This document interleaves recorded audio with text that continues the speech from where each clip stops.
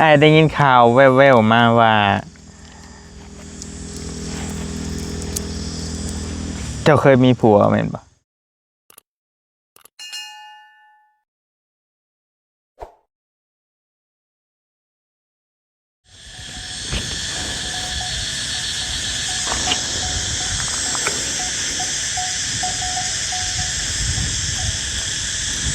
ตังแล้วไปมีบ่ตังมีบ้านกุกเดือไอ้คือบ่ค่อยเห็นเดี๋ยวนี้เนาะเออกุกเดือยางดอกฮักอีหยังหั่นน่ะพี่น้องเอ้ยละเฮ็ดตังตะกี้โอ้ม่วนที่หยังติดจักรจันทร์ดอนนี่บ่ชุมเจ้าติดมันดอนยาวเลยบ่นี่ล่ะฮอนนาเจ้าเลยบ่มันมีขันอีกเนาะมีคันไม่ยิดเด้ไม่ละแม่นอยู่ทำไมอ่ะหาทางกินแล้วบัดพอลี่กำลังอยู่กับน้องน้อยเห็นน้องเอกกำลังอยู่ที่ไม่น้องเพิ่นนี่แหละงัวควายทางหลังกับแซวอยู่ใบหลักงวยจะขายเนาะเอาใส่หลักรถอ้ายเลยโอ้โหตัวหลายเลยอันนั้นบุคุ้มนะเฮ้บุคุ้มไม่ใช่หลายตัวอยู่ได้หลายอยู่เลยบุคุ้มกับผลที่มันติดตามมาแหละเป็นที่เกิดไงขึ้นแน่บอยอะไรกันอามีนทีหลังมันกันบอยกินเป็นถ้ำเลยดีแล้วเป็นหลักงัวหลักควายเขาจะบอกกินบ่ย่าวเลยแล้วเป็นนอนอยู่ในคุกอยากลองเขาเบิ้งบ่ให้พ่อมาแล้วพอเลยพ่อมาแล้วเข้าไปแล้วบ่เข้าต้องฮะบ่อยากเข้าอีกจะหูว่านรกบนดินมันเป็นอะไร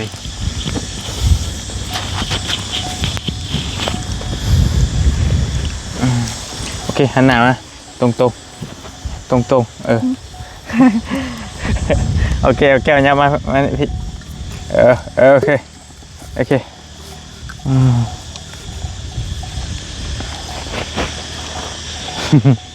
เอามากินน้ำเลย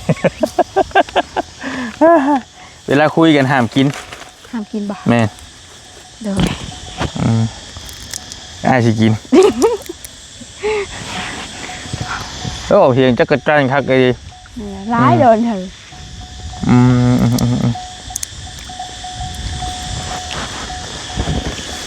วันนี้ก็ยังอยู่ที่ไม้น้องน้อยมันยังอยู่เป็นหมู่น้องเป็น2 คนส่งแรงๆทางเบาๆไปที่เขามาหาเพิ่นบ่ให้น้องเพิ่นถ่าแน่ว่าซั่นดอกก็เลยสิมานางโอนางลมกับน้องเพิ่นตื่มก่อนมีเงินใช้อยู่บ่เดี๋ยวนี้หลายอยู่บ่หลายขอเลยว่าคันหลายโอ้ยอมเด้สิไปไทยบืนน้ำจิ๊บซ่านี่เด้กลัวนะเอ้ยบ่กล้าได้ดีฮะบ่กล้าจิ๊บซ่านั่นแหละ10,000นี้เห็นบ่มันจะไปซื้ออย่างเบิร์ดเอาฮะเนี่ยผู้นั้นหายผู้นี้หายเรื่อยอยู่เก็บไว้ซื้อหันซื้อนี่ซื้อตอนนั้นก็ซื้อเขาคือพูดค่อยเห็นเจ้าไปใส่แล้วเมย์แล้วไปกวดตอนนั้นก็บดเป็นล้านเลยเนาะแม่ถ้าก็ซื้อเขาอีกก็ล้านนึงเลยตอนไปกวดน้ำน้องพระชัยได้ใช่เงินอยู่น้ำเพิ่นน่ะเพิ่นจ่ายให้บัตติยังก็ได้โดยแม่นเลยพอเฮาซื้อเฮาเนี่ยซื้อเครื่องเฮาเนี่ยเฮาซื้อเองมันเองซื้อทรงเลี้ยง2-3 ชุดก็ซื้อเองเจ้าโดยขอส่งซื้อเฮาจ่ายเองจะค่าห้องค่าอย่างไรเพิ่นเช่าให้ติมันนะก็ว่าจะนอนห้องกับชาวบิวแม่นบ่เด้อนั่นน่ะเป็นเช่าให้โอเคเจ็บบ่ได้เจ็บแล้วท้องกันเนาะ โดย ธรรมดาเนาะ โดย หยุดจังมือแล้ว เศร้าบ้วนเศร้าเป็น คิวนี่คือติงเรื่อยแต่คิวสกอตติดด้วยสิพี่ ชิคอส ไปตีคิวให้ผู้บ่าวเรื่อยนะไอ้เบิ่งนี่มันมักตีงคิว บ่ นะ เวลาเฮาว่าแล้วมันแบบเคยเลย ระวังเนี่ยไปเว่ากับผู้ใหญ่ผู้เตเพิ่นสิว่าผมมีมารยาทได้แม่นล่ะวะ จะไม่ เอาไปแบบ แม่เฮาเป็นผู้น้อยเด้ ก็เข้าใจเออ แต่ว่ามันก็สิบ่ฮู้อันนี้ โยมันต่างตีคิวให้ผู้บ่าวแล้วเว้ย นั่นเลย พี่น้องเอ้ยคือน้องน้อยมันก็ได้1 2 3อันน่ะมันก็มีหลายเรื่องอยู่อยากถามเจ้าแต่บ่ฮู้ว่าเจ้าสิตอบได้บ่ ได้ ตกใจเว้ย คิวตีเลย บอกอย่าตีกไอ้ค่าใจมันจะดนล่ะตอบได้บ่กล้าสิตอบไอ้ได้บ่ บ่ได้ ฮะ บ่ได้ เอาคืออันนี้ก่อนเลยปฏิเสธก่อนเลย ได้ค่ะ เจ้าไปเห็นอย่างพิษไว้บ่ จ้า เอ๋ เอ้าอยู่2 คนได้ตอนนี้มันมีไผช่วยเจ้าได้ไหม ไม่ใช่จ้ะ เออ เดี๋ยวแหละนี่แหละกวักรถกวักล่าค่ะลงมาซอย มีไผเห็น ไม่เห็นกับกวักแล้ว งัวบังมาอยู่น่ะ งัวไผวะ จ้ะ ขั้นตอบได้ก็ตอบบ่ได้ก็บ่ตอบเด้อ โดย อ้ายก็บ่ฮู้ว่ามันสิเหมาะสมหรือว่าอ้ายสิถามเรื่องนี้ โดยค่ะ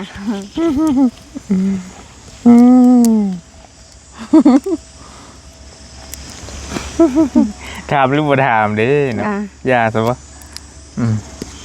ทางนั้น มันคาใจอยู่นะเจ้ามีหยังตัวชุไม้บ่ ตัวเนี่ย แต่ชุไม้เข้ามาจะมีหยังที่แบบบ่เคยบอกชุไม้บ่แบบอ้ายถามไปเลยเจ้าบ่แม่นความจริง เนี่ย มีบ่หลายถามหรือบ่มีแม่นบ่ บ่มี โอเค คันเจ้าบ่มีเจ้าก็บ่ต้องย่านหยังทั้งนั้นแม่นบ่ล่ะคันเจ้าบริสุทธิ์ใจแม่นบ่ แม่น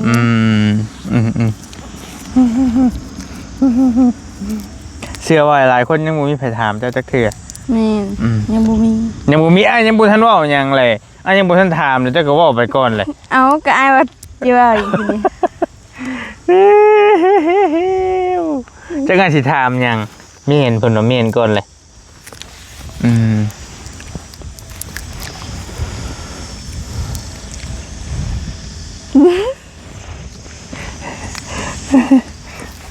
ได้ยินข่าวแว่วๆมาว่า เจ้าเคยมีผัวแม่นบ่ บ่ ฮะ ตกใจ ฮะ อ้าวคนได้ยินแว่วๆจังแม่นความจริงบ่แม่นความจริง อันนี้อ้ายถามดีๆเด้อ โดย เพิ่นว่าเจ้าเป็นแม่ห้างบ่แม่นบ่ บ่ ครั้งนี้ 100% เอานะ แปลกแถว หน้าเริ่มเปลี่ยนเลยเว้ย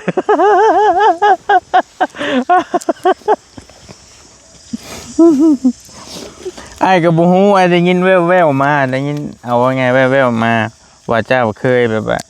ว่าไงเจ้าเป็นแม่ห้างเขาเจ้าว่า แต่บ่ได้บ่แม่น บ่ได้เคยแต่งงานแม่นบ่ บ่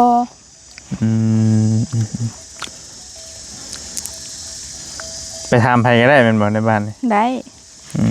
บ่เคยแต่งงานจักเทื่อ ถ้าว่าเรื่องผู้บ่าวแวมันก็มีธรรมดาผู้สาวเนาะ ธรรมดาสาวเนาะว่าสาว หลายอยู่บ่เฮ้ย บ่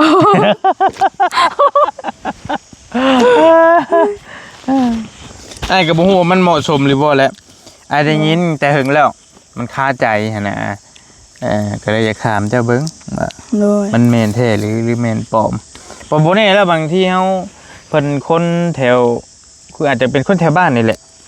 เพิ่นเห็นชุไม้มาซอยเจ้าเข้าๆออกๆเที่ยวไปเที่ยวมาตลอดแล้วเพิ่นก็ ก็มีเลย บางคนก็อาจจะอิจฉาแหละหาทางเว่าใช่สินะแล้วไอ้ก็เลยว่าจะถามเบิ้งได้ยินคร่าว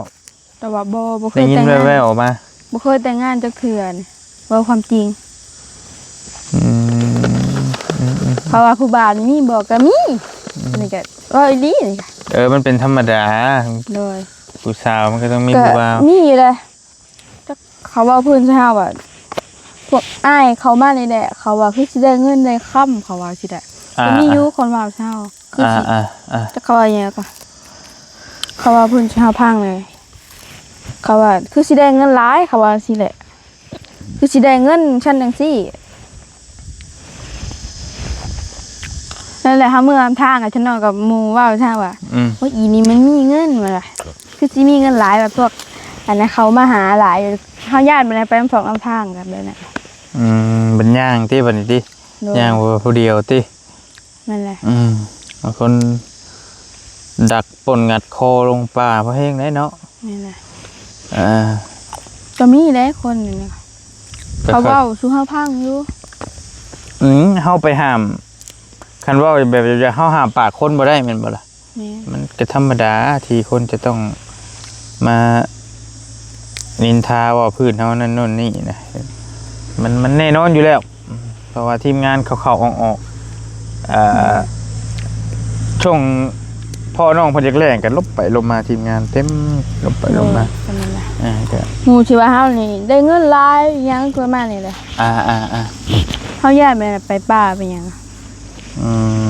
เฮาญาติจนว่าเฮามีเงินหมู่ตีตีกันหมู่ตีบ่ค่าใครเยอะหมู่บ่ค่านะ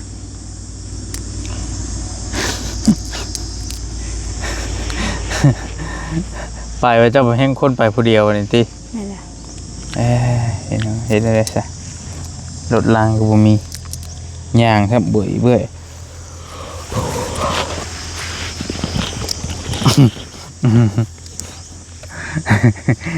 อันนี้เป็นเช้าเนาะนี่เป็นเช้า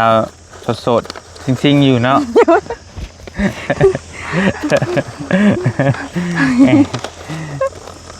เอามันปอบจะสดจริงๆมันค่าใจนะว่าสิบ่เว้าเลยแหละว่าสิบ่เว้าเพราะว่าผู้บ่าวนี่ถ้ามันมีบ่ก็มีผู้มือนี่ก็มีบ่ไปเลยล้มเดี๋ยวนี้แต่ก่อนจะมีเดี๋ยวก่อนแต่ว่าบ่เคยแต่งงานจักเทื่อเจ้ามีผู้มือนี่ก็สิมีไผว่าหยังผู้สาวแม่นบ่ล่ะจะแม่นก็ต้องมีผู้บ่าว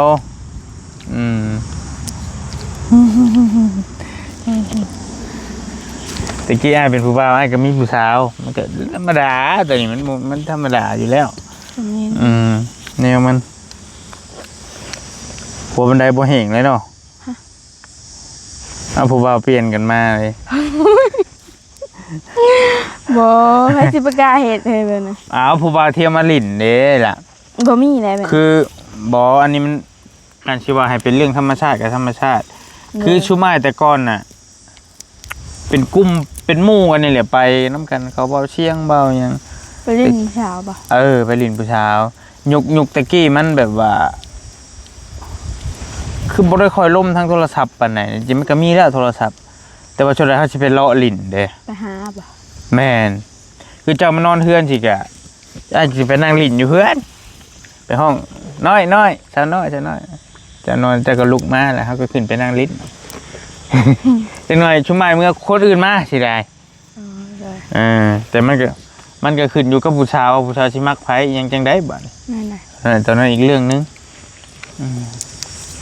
ไผเฮ้ยจ้าผู้บ่าวเฮ้ยบ้าถูกเท่าเลยผู้บ่าวว่าแม่แน่เลย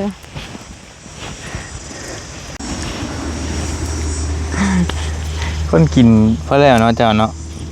ซับแซ่บคนกินพิลึกกินเก่งเบิดแบบ4 ขวดนึงบ่กินเฮาอยู่เดี๋ยวเฮาก็ซื้อกินหลายคนกินเก่งบ่ต่างกับอ้ายเนาะอาจจะคนกินเก่งคือกันกินมากินของหวานมันบ่แม่น ยำฮ้อนสิแห้งคักแล้ว ยังกินแซ่บ ยังกินแซ่บกินนัว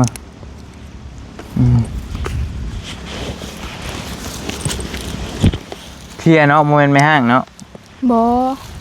1,000,000%โมเมนต์ไอ้โซ่เรื่องส่วนโตวเจ้าเด้อ โดย อยากหูซื้อ โอ้ยยอมเลยยอมยอมเลยยอม เดี๋ยวยังกระดาไอ้บริโซไงอยากหูก็บอกให้มันดูดีเด้ เด้อเด้อ ตลกมันคาใจไอ้คนเฮาอยู่นำกันจะโดนแม่นว่าอะไร เลยก็แม่ แบบมันคาใจเป็นจะขามหั่นนะ เด้อ สรุปมันแต่เจ้าเว้าใส่เจ้าบ่หรือว่ามันเป็นเรื่องจริงหั่นนะเฮาก็ยังฮู้บัดนี้สรุปมันเป็นอะไรแท้นี่น้อย หรือว่าเพิ่นเห็นผู้บ่าวมาหลินน้ำเล็กๆน้อยๆเพิ่นก็ว่าเจ้าเอากันล่ะบ่หรือว่าได้เพิ่นตีไปนั่นนั่นบ่ได้เนาะ จักก็บ่ฮู้แต่ว่าคนบ้านเฮาเขามีแต่ว่าแบบนั้นได้กูมือนี่บ่รีบไปส่งเขาเจ้าก็สิว่าผู้บ่าวบ่เนาะก็บ่ว่าติเฮ้ย เขายังถามมาอยู่เขาเมื่อเลยเขาก็ว่าเฮาน่ะ ผู้บ่าวมาส่งบ่ บ่เฮาน่ะแบบผู้สาวบ่าวนิ้วเขาจะว่า ม เขายังว่าแบบนี้เนี่ยเขายังย่อเฮาใส่เราอยู่ได้ เขาบ่คิดแบบนั้นเด้เขาจนว่าจะเฮายอกว่าคบกันดีๆได้ชั่วมื้อนี้เขาก็ยังว่าอยู่อันนั้นแม่นะเช้านี้เราก็ยังถามมาอยู่เวทเช้านี้ล่ะเรายังถามเฮา เพิ่นเห็นในคลิปตีตัวนั้นแม่นบ่ แม่นแต่เพิ่นว่าเฮาน่ะกับเราน่ะเป็นผู้บ่าวผู้สาวอีหลี นั่นบ่ได้เป็นอีหลีบ่ใช่ เขาจนสาเบิดบ้านอีหลีนี่ คนซาเบิดบ้าน ไผมาไผก็ถามไผมาไผก็ถาม เอา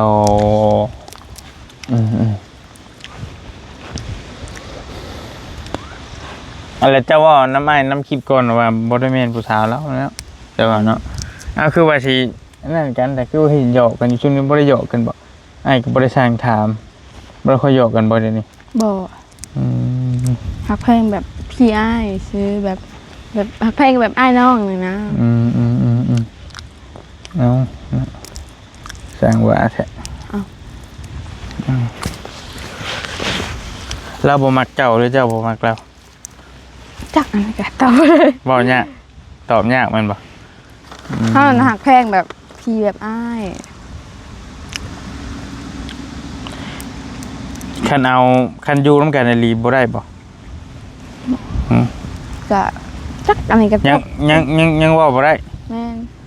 นยังว่าบ่ได้นี่ก็ เคยถามตั้งแต่อยู่เถียงนาพุ่น โดย สองคนเพิ่นนี่แกก็ดีแล้วเอาแบบนั้นก็ได้เป็นพี่เป็นน้องเป็นนี่กัน โดย เพราะว่าทั้งโซก็เป็น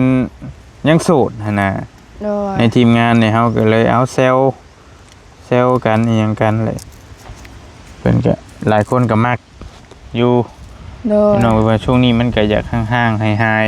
ๆแต่ว่าก็ชุดแล้วแต่ทางน้องเพิ่นเดาะตัวนี้ก็ได้พี่น้องน้องบ่สิฮักกันอีหลีหรือบ่ฮักก็แต่ว่าก็บ่ให้เครียดให้ช่างกันนั่นแหละเนาะถึงว่าสิบ่ฮักบ่แพงกันก็ได้ โดย ก็บ่ได้เป็นแฟนกันก็เป็นพี่เป็นน้องกันคือจะว่าหั่นแหละถูกแล้ว โดย นี่น้อยแล้วก็อีกอย่างก็ยังน้อยอยู่ยังบ่อยากสนับสนุนปานใดดอกเรื่องคู่ครอง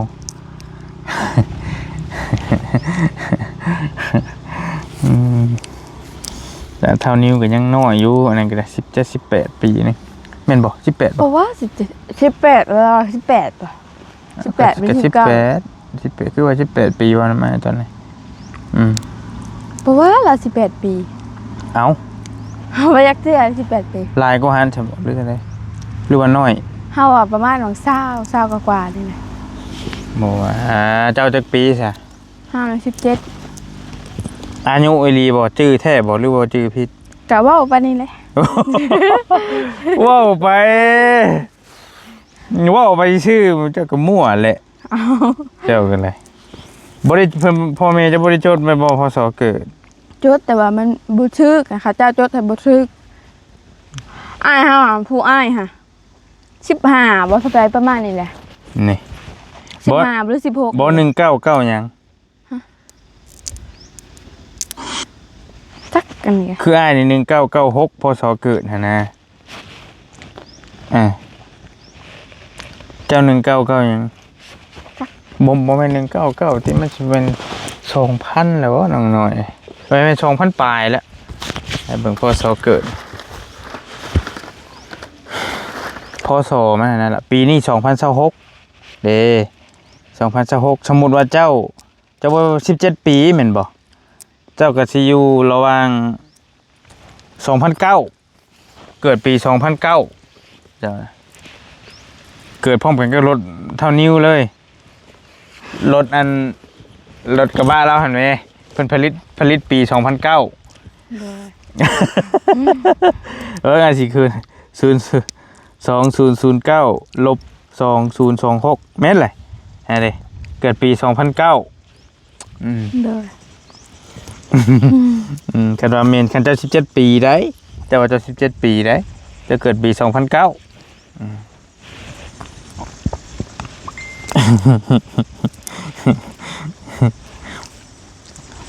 เท่านิ้วคันเรา18กะเราสิเกิดปี2008แม่นแหละปี2008ถึกแล้วแต่คนชวนลายตะกี้ก็เข้าใจอยู่ดอกเป็นว่าเพิ่นบ่ค่อยจื้อพศเกิดกันบ่ค่อยจื้อแต่ว่าบอลลี่ก็ยังว่าโชคดีพอเพิ่นจดไว้ในสมุดจดไว้1996บ่เตียง1994นี่แหละห่างกัน2ปีแต่ว่าบอลลี่ใหญ่กว่าละท่วมมาแล้วใหญ่กว่าบ่เตียงละหัวเราะแต่ว่าบอลลี่เป็นอ้ายก็จะเห็นก็ได้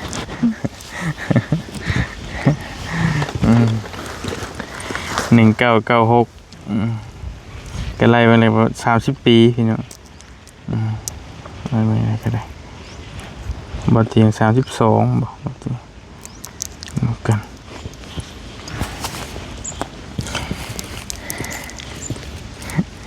กินบ่จักจุดเลยก็ระวังเบาหวานเจ้าน่ะอ้ายพร้อม คนกินหวานหลายคนมักหวานและน้องเพิ่นกินขนมนี่นะพี่น้องกินไปว่ากินแท้กินว่าดิยังกินคือเก่าอยู่บ่เดี๋ยวนี้โอ้เมื่อยก็ยังซื้อกินโอ้ยเป๊ปซี่นี่วัดขวดใหญ่บ่กินเลยจักเป็นไปได้อยู่บ่ได้น่ะจักมันเป็นไปได้กินแทนน้ำเลยนะไอ้เบิ่งทรงนี่นี่น้ำนี่แทบบางเทื่อก็แทบบ่ได้กินปานนั้นบ่ล่ะเจ้าก็อันตรายได้แต่ไอ้ก็บ่อยากเว้าหลายไอ้ก็กินคือกันแต่ว่าเฮาก็กินน้ำแน่หั่นน่ะไอ้ก็บ่ถึงว่าก็กินบ่ได้กินน้ำคือเจ้าขนมซบนึงนี่คือไอ้ให้นี่อันนี้โดนบ่ได้เบิดคันให้เจ้าผู้เดียวเจ้าเฉพาะผู้เดียวเจ้าคันยังบ่ได้กินข้าวนี่ก็มันก็ได้มอดมื้อใช่เขากินมื้อเดียวว่าดอถ้าไม่ได้กินข้าวเลย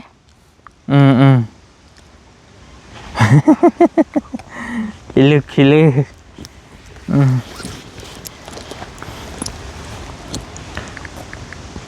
สมมักบ่สมมักอยู่มักสมเนี่ยฮะมักไงแกงหน่อไม้แล้วก็ตำมะฮงมักอันนี้นะมักที่สุดเลยอยู่อันก็มักอยู่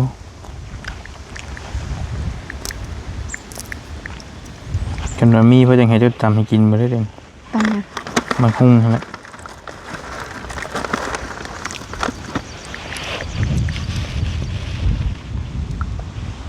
ตำเป็นแล้ววะตำแซ่บอยู่แล้ววะ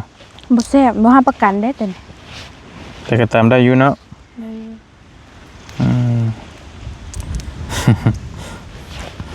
แกงน้ำไม้ก็ได้อยู่แต่บ่แซ่บมาอยู่ผึกไว้แล้วเพื่อมาได้มาอยู่เพื่อนยามบ่เมื่อหรอกค่ะเขาเมื่ออยู่คนผู้คนเนี่ยเศร้าแล้วบ่เอาผัวเลยค่ะเอ้า บอกไปเรื่อย ขาว่าอยู่เฮือนปู่เฮือนย่าน่ะ ๆเป็นหยังเลย จักเป็นหยังฮู้แต่ว่าบ่อยากเมื่อถ้าแม่นได้ผัว ย่านบ่ถูกใจเพิ่น บ่เมื่อเลย มันมุนมัดเนาะ แม่นอยู่เฮือนปู่เฮือนย่าน่ะบ่เคยได้ยินแต่หมู่เว้าย่าถ้ามึงได้ผัวก็เศร้าแล้วล่ะ อืม เขาอะ อืม สมัยฮะลอกเว้า อืม อ๋อมือตีนดิบ่ะ แม่นอยู่ตอนนี้ ตอนบ่ทันได้ บางทีไปเจอผู้มักเขาได้ใช่ บักกระส่วนเขามาอยู่เฮือนเฮาอีแล้ว บ่มา บ่มีคนบ่มาก็บ่เอา บ่เอาได้มักกันเลย เอามากะเขาบ่มานำเฮาเฮือนเฮาแบบบ่หลายคนบัดไผสิเลี้ยงพ่อเลี้ยงแม่เฮา บ่มักเลยยังได้ก็ยะ ตอนนี้เจ้าบ่ทันยังบ่ทันแบบว่าเจอไผที่อันนั้นว่า จักคือกัน มักเลยเด้ เจ้าเฮาบ่เมื่อเป็นได้แล้วเฮาก็บ่ เอา เมื่อ คันเมื่ออยู่น้ำบ้านเขาแต่ว่าอยู่เฮือนต่างหากอยู่บ่ บ่เมื่อยกัน เอาก็อยู่เฮือนต่างหาก เป็นทหาร ก็บ่ได้อยู่น้ำปูน้ำยา ก็บ่คืออยู่เฮือนเพิ่นก็บ่คืออยู่เฮือนเฮา ก็บ่แม่นเฮือนเพิ่นก็เฮือนเฮาเองกับผัวเฮาเองสินะ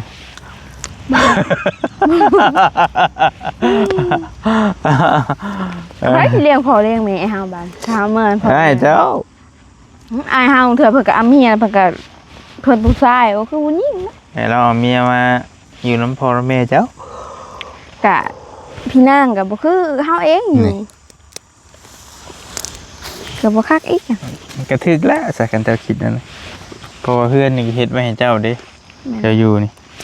อืม อยู่สบาย สบายแต่ผัวมาอยู่น้ำบ้าน ผัวก็ต้องเฮ็ดเฮือน โอ้ไปเรียนก็ไม่ใช่อยู่ซื่อเนาะ บ่ โอ้ให้หาเงินแหล้วเลยอยู่ซื่อแหล้ว เจอขี้เหล้าว่าเฮงนี่เนาะเอาขี้ดาวเนี่ยเว้ย ให้เมียหาเลี้ยง หนีไกลๆแล้วนะที่บอกเลยนะ เอ้า บอกแล้วผัวขี้ดาว เดี๋ยวได้ซะทำอิดก็บ่เป็นเนาะ แม่นเลย อยู่เฮิงไปได้ลูกได้เต้านำกันมันเป็นได้เฮ็ดได้ใช่ปะบ่สิทิ่มก็บ่พอทิ่ม ป้าหาทำไม อีเล็กมันบ่ง่ายปานนั้น เอาแกว่าซื่อๆนี่เลย มันบ่ง่ายปานนั้นแค่มันลงเอยกันเลยบางคิดไปคิดมาแบบคือกระบาดอยู่เพิ่นว่า เอาใช่ไหม สิทิ่มก็บ่ได้เฮ็ดบุญไว้หลายๆนี่ก็พ่อคนดีๆพ่อคนอันนั้นถึงว่าบ่รวยก็สร้างเถอะเขาเป็นคนดีนะพี่น้องเอ้ยมันไผกับปรารถนาตอนนี้รวยเลยก็มาตบตีเมียก็เบาอีกเนาะบ่ม่วนนี้ตัวนี้ก็รวยก็บ่มีไผสะออนปานใดมักคนอายุหลายกว่าบ่หรือน้อยกว่า หลายว่า หลายกว่าปานใด ประมาณนังเศร้ากว่าๆเนี่ย ประมาณชาวปลายคัน30นี่เท่าบ่ กับบ่เท่า ก็บ่เท่าปานใดคันลักซี่ก็เท่า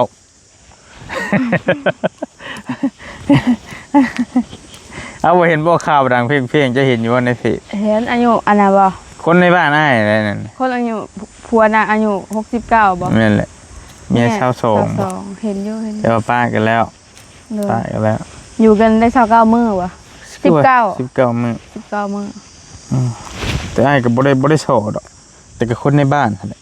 บัดเชิญก็มาฮอดอ้ายตอนเพิ่นแต่งงานนั่นแหละแต่ว่าช่วงนั้นอ้ายก็วุ่นอยู่นำเฒ่าแม่ยังอยู่มุกพุทธก็ฝากไปบัดเชิญก็ได้ก็เป็นลูกอาจารย์ ลูกในครูผู้หญิงน่ะ โดย ที่อ้ายเคยเฮียนน้ำลาวแม่นั่นเป็นครูตะกี้เฮียนน้ำเพิ่นแม่แล้วก็ยังหนุ่มๆอยู่เอากับบ่ฮู้ว่าเรื่องราวเพิ่นลงเอยแนวใดนะจังได้ปะกันตอนนั้นก็แต่บ่ได้สอดอกได้ยินแต่ว่าสิบ่อยากสอให้ได้ยินเขาเจ้าเว้าให้ฟังนะก็นี่มาได้ยินตลอด พอฟังนะ มันก็พอฟังแต่เจ้าเพิ่นว่าผู้ผัวให้สูบยาบ่แล้วเมียว่าให้เลิกนี่แหละ โดย เมียผันว่าผัวผันว่าเลิกบ่ได้เด็กแกจากในแดนนี้แหละก็ได้ยินเขาเจ้าว่าต่อๆกันมาหั่นนะแล้วก็ว่าผู้เมียนั่นก็ว่าอยาก ไปลินไปเที่ยวนี่โอ้ยผู้ชาวเด้เด็กน้อยมันก็จะ แม่นแหละ ยังไปอยากไปออกไปหันไปนี่ แม่น สินะคือเจ้าได้ผัวเฒ่าดิเจ้าก็อยากไปลิ้นแม่นบ่ แม่นอยากไป อยากไปลิ้นบัด ไผ ผัว สิอันนั้นบัดพัวบัดเฒ่าแล้ว ผัว เนาะ เพิ่นบ่อยากให้ไปบัดนี้ ก็แม่นอยู่อันนั้นล่ะ มันก็ต่างคนต่างมีเหตุผลภายมันมาแหละอึดอัดบาดเด้หั่นนะพี่น้องเอ้ยอันนี้เขาก็เว้าก็บ่ฮู้ว่าเรื่องจริงแล้วใดนะได้ยินเขาเจ้าเว้ามาคร่าวๆแต่ว่าเรื่องจริงก็ต้องไปฟังนำเขาเจ้าพูดแหละซึ่งมีบางคนกับบางคู่ก็ที่บ่เตียงไปสัมภาษณ์ตอนนั้นเด้พอตู้พาย เห็นอยู่ จะเห็นบ่นั่น เอ จ้ะ อเมียเล็กน้อยบ่ แม่นแหละเพิ่นก็ยากันเลยเดี๋ยวนี้เราก็ให้เหตุผลว่าเมียเรานั่นให้เหตุผลว่าผัวเราหั่นอยากได้หลายโพด ว่าแบบร้อนๆหั่นนะ โดย คืนนึงนี่อยากห้ำอยากย่ำอย่างเดียว โดย สินะเมียน่ะบ่ไหวคือบ่พิลึกพิลือแท้นะมีแต่อยากได้อย่างเดียวหั่นนะ มันแม่นดิบ่เฮา ก็ตามเขาเจ้าว่าก็บ่ฮู้ว่าเรื่องจริงแนวใดยังบ่ทันเคยเห็นเขาเจ้าแต่ว่าเดี๋ยวนี้ป้ากันแล้วคืนนึงอยากได้4เทื่อ5เทื่อสินะว่าขออนุญาตนำพี่น้องเพิ่นตามได้ยินเขาเจ้าเว้ามาเฮาก็บ่ได้ ว่าเรื่องจริงแนวใดคือจริงกันยังว่าเราชีวิตแฮงอยู่บ่เฒ่านั่นแหละเป็นเจ้าอึดอัดบ่เอา คือไง อันนะเขาเจ้าให้เหตุผลแบบนั้น แต่ว่าหลายคนก็ว่า อันนี้ก็เราเป็นแบบนี้บ่หั่นน่ะหลายคนก็สันนิษฐานว่า เราอันนี้พดบ่เห็นเมียได้เมียน้อยเฮ้ยได้เมียน้อยได้อยู่ร่วมกันใหม่แล้วมันฮึกเหิมมาแล้วคนเฮา ก็แม่นอยู่คนเฮา แม่นเหรอวะ แรกๆเด้ รักแรก ความหักมันบางตา แม่นเลย แม่นบ่เพิ่นว่ามืดมนมาเลยข้าวบ่กินก็อยู่ได้ แม่นเลย อี ตุ้นมันก็จนว่าหอมเนาะเกลือก็จนว่าโอ้น้ำตาลไปแล้วนั่นแหละ นั่นบ่จักแหละถ้าเบิ่งถ้าเบิ่งโตถ้าเบิ่งน้องน้อย 2 มื้อ ว่าดอก2 มือเฮยบ่ บ่เฮยเอ้ยอย่าไปเว้าจะไปหาว่าบัดเฮือนแล้วนี่สมมุติเอาผัวมานี่อ้ายมาเยี่ยมฮอดบ่เปิดประตูให้บ่จ๊ะ ว่าดอกเฮ้ย บ่ ยอมแล้วคันปานนั้นก็ได้ ยังสาหร่ายก็บ่อยากเปิดอันใดนะ ฮะ สาหร่ายก็บ่อยากเปิด อั บ่ น ได้ เนี้ย โอ้ไอ้มาวางเพิงแล้วเจ้าเฮือนเจ้า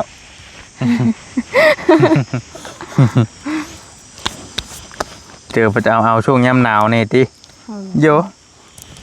อยากอยู่แต่ห้องที่จะ อยากตะกอดอยู่นะ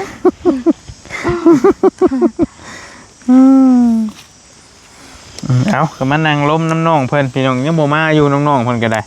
พี่บ่อยเพิ่นมีอยู่ไปทางใดเลยบอกไปหามะม่วงมากินนี่เด้อยังสมอยอยู่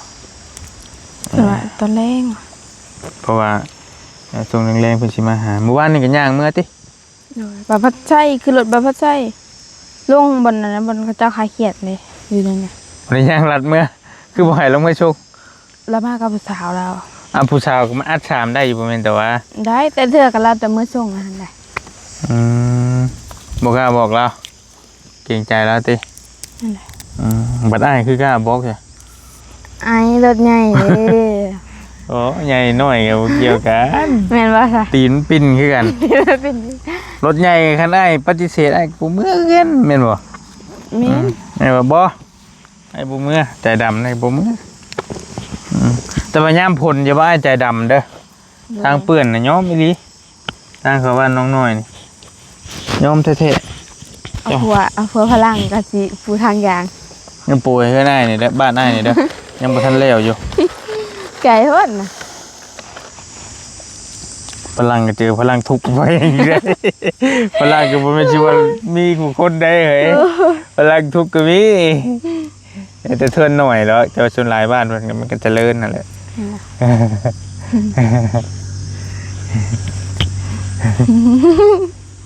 เอาเผื่อพลังที่บ่ได้หรอกคือเจ้านะเป็นยังได้คนดำ โอ้หาสิไปตากแดดเดี๋ยว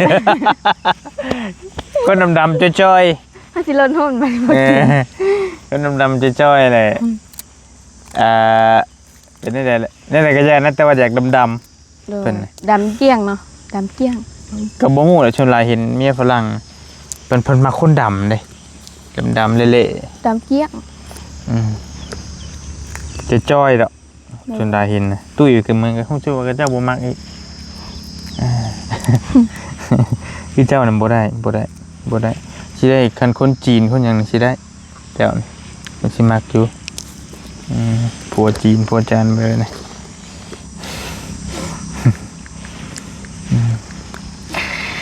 โอเคพี่น้องการช่วยเหลือน้องน้อยกันยังทรงโตอยู่ยังคือเก่ายังบ่มีหยังคืบหน้าปานใดมีแต่มีเงินนำบ่ตูนแม่นบ่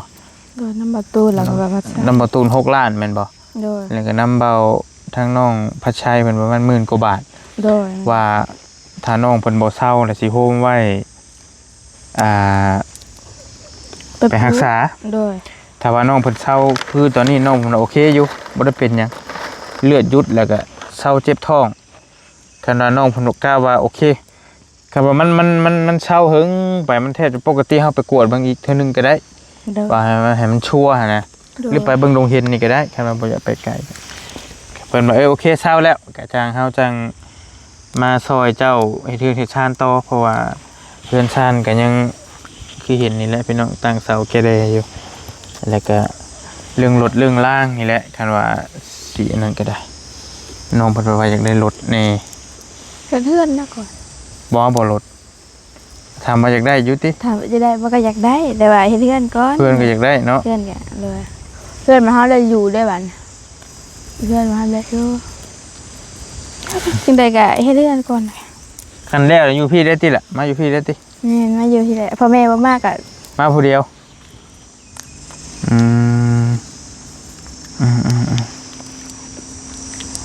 มันอันนั้นแหละมันสิอันตราย อันตรายอยู่ฮะก็หลักห้องหลักยังไว้ฮะก็ บ่แล้วมันสิได้ผัวไว้หรือว่าอยู่เดียว แป๊บเดียวคนเป็นคนใจง่ายใช่ไหมมึงชง ใจง่ายก็ผู้มักเนาะผู้มักเขาก็ใจง่ายแม่นบ่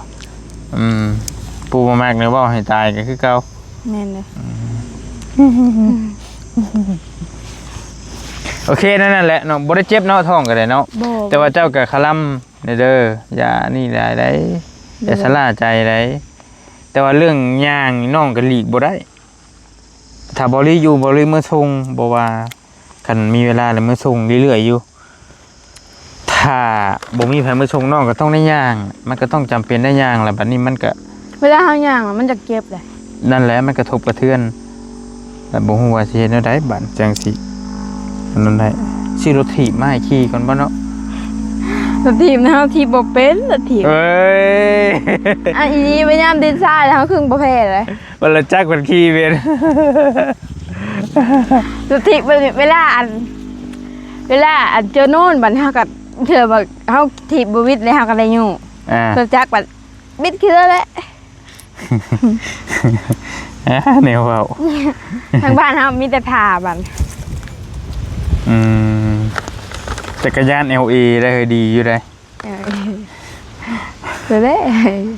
เอารถถีบนี่แหล้วแต่ว่าเป็นยี่ห้อ LA ของไทยไอ้ซื้อไปให้กับเจ้าอยู่เซโปนวังหนึงโอเคอยู่ โอเคสบายดีล่ะจังว่ากันเนาะฟังเบิ่งติดตามอาการน้องเพิ่นในตอนต่อไปว่าจังไดพี่น้องได้นั่งท่าน้องๆเพิ่นมาก่อนเพิ่นจะเอามะม่วงมาสู่กินว่าซั่นก็บอลี่ก็มาแวะเยี่ยมน้องเพิ่นอีกเทื่อนึงคือว่าช่วงนี้ก็ไปไกลบ่ได้เพราะว่ายังคาตูเมถ้าบ่เตียงมาเปลี่ยนพุ่นละจังสิได้ไปกันว่าสิไปเหนือไปหยังก็ได้บ่เตียงยังอยู่ใต้เพิ่นอยู่แล้วจังว่ากันบ๊ายบาย บ๊ายบาย